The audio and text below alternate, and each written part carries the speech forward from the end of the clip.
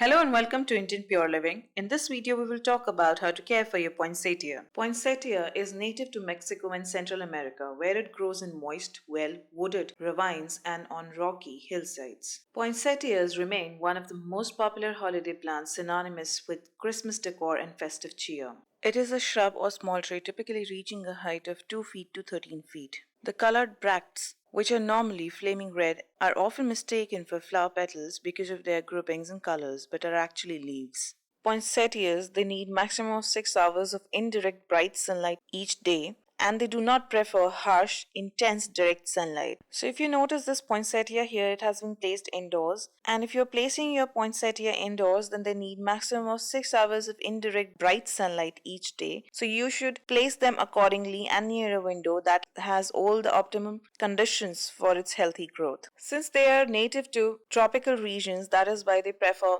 little more humidity than other plants. So if the air at your place is dry, then you can either mist it or you can use a pebble tray. Just make sure that your pot is not touching the water directly. It should be on top of the pebbles, otherwise the roots will start to rot. Or you can use a humidifier to enhance the humidity around your plant, or you can group high humidity requirement plants next to each other so they maintain the humidity around themselves.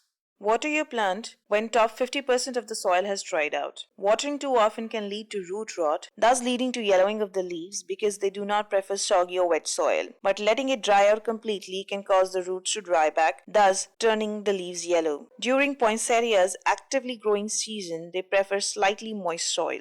They are extremely sensitive to any changes in their immediate environment, so always remember when you're watering poinsettia, make sure to use lukewarm water and not cold water, otherwise it will shock its roots. Water it less often after blooming to let it rest. They prefer temperatures not below 15 degrees Celsius. Otherwise, they'll drop their leaves almost immediately and they'll shut down eventually. So, you should place them in a light filled room away from any cooler locations, and you should avoid exposing them to temperatures below 15 degrees Celsius for their healthy growth. The colors of the bracts are created through photoperiodism, meaning that they require darkness at least 14 hours at a time for 6 to 8 weeks in a row to change colors from green to red. The plants also require abundant light during the day for the brightest color.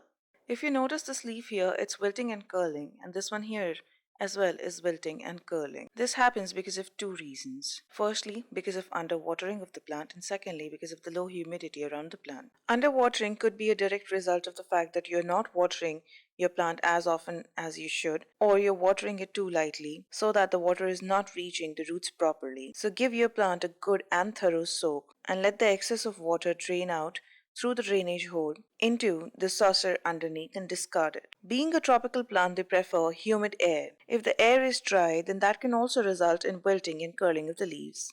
In case of underwatering or low humidity, the leaves they curl as they reduce the surface area, thus reducing the water loss. If these drought-like conditions they become severe, then the bottom foliage will usually drop. Wilting might also happen because of exposure to direct sunlight. So if you notice this poinsettia here, especially the middle foliage if you see, then you'll notice these leaves over here, their edges have started to turn yellow. This usually can happen because of two reasons, either overwatering of the plant or underwatering of the plant. But in case of poinsettia, if the lower or the middle foliage is turning yellow, in that case it generally happens because of the underwatering of the plant. So here, in case of this poinsettia, it's a direct result of underwatering of the plant. So we have another poinsettia here, and if you notice the lower foliage here, then you will notice the leaves have started to turn yellow. If the bottom foliage is turning yellow, then that usually happens because of the overwatering of the plant in case of poinsettia. Firstly, the leaves will turn yellow and eventually they'll drop. Dropping of a leaf or two can also happen if the air is too dry at your place. So if you notice, we have two poinsettias over here,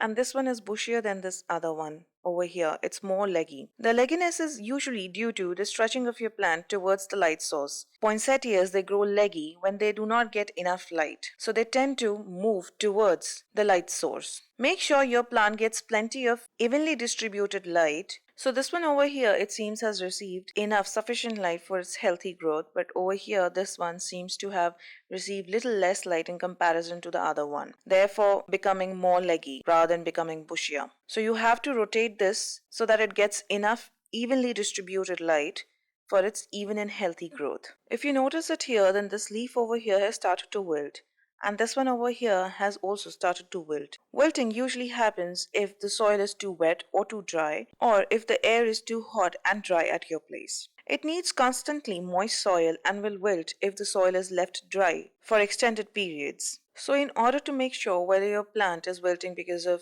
overwatering or underwatering, touch and feel the soil.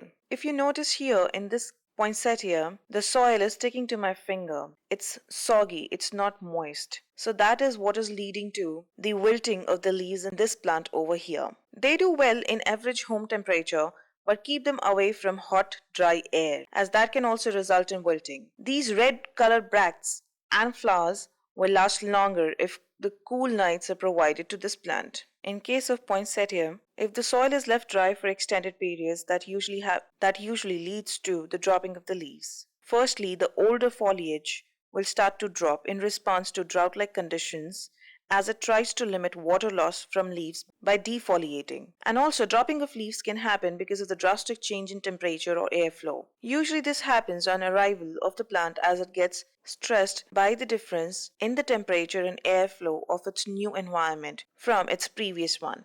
So try to place them in a location that is away from cold drafts, air conditioning, or away from any heat source that can cause sudden temperature fluctuations for poinsettia. And also try to follow a regular schedule for watering your plant.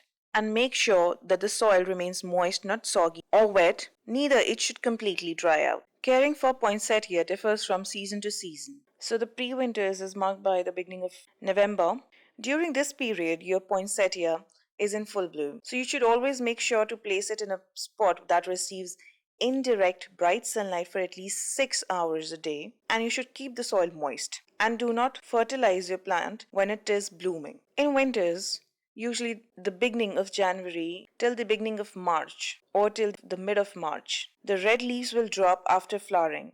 Green leaves will turn yellow first and then they'll fall off, leaving the stems bare. This marks the beginning of the dormant period for poinsettia and it goes till the start of the spring. You should reduce how frequently you water your plant as it's a resting period for your poinsettia and you should let it rest. When the spring starts, you should start watering your plant a little, and when you notice new growth, you should up your watering. You should increase the watering. You should fertilize your plant every 2 weeks during this time. If you think that your plant needs repotting, then it's the best time to repot your plant into another pot that is at least 2 inches wider than your existing pot. During summers and monsoon, you should continue water your plant regularly and you should fertilize it as you were fertilizing it during the springs. Your poinsettia will now have more growth and it will have more leaves and shoots coming out. You can prune back your poinsettia to encourage more branching. During the autumn season, that is your September and October, you should water it less frequently and you should only fertilize it